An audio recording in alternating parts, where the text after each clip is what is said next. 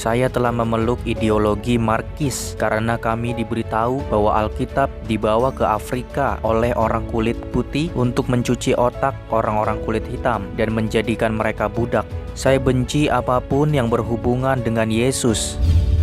Pastor Stephen Lungu meninggal coronavirus 19 Januari 2021 pada usia 78. Pendeta tercinta akan dikenang oleh banyak orang di Zimbabwe sebagai salah satu penginjil terbesar dari generasinya, yang kesaksian dan semangatnya bagi Kristus telah menjadi inspirasi bagi banyak orang percaya.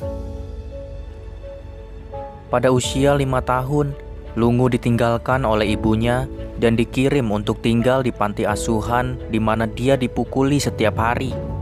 Pada saat dia berusia 12 tahun, dia tinggal di bawah jembatan, kecanduan narkoba, dan pemimpin geng kekerasan yang disebut Black Shadow. Lungu ingat berputar ke dalam siklus kepahitan dan kebencian terhadap Tuhan dan bertujuan untuk meneror orang Kristen dan membunuh siapa saja yang membawa Alkitab. Saya telah memeluk ideologi Markis karena kami diberitahu bahwa Alkitab dibawa ke Afrika oleh orang kulit putih untuk mencuci otak orang-orang kulit hitam dan menjadikan mereka budak. Saya benci apapun yang berhubungan dengan Yesus.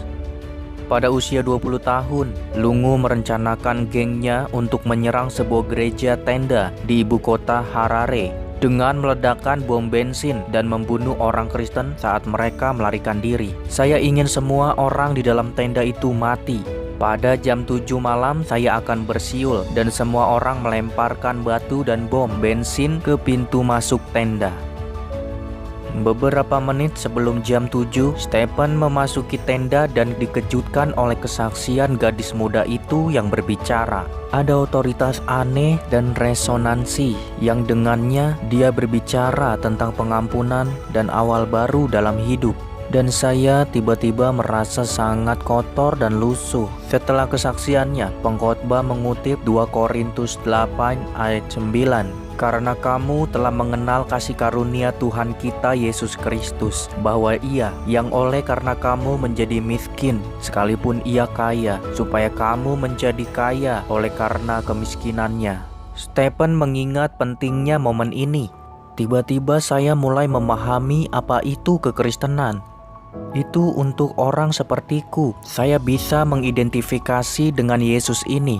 Dia telah menderita dengan semua hal yang saya kenal dengan baik. Kemiskinan, penindasan, kelaparan, haus, kesepian.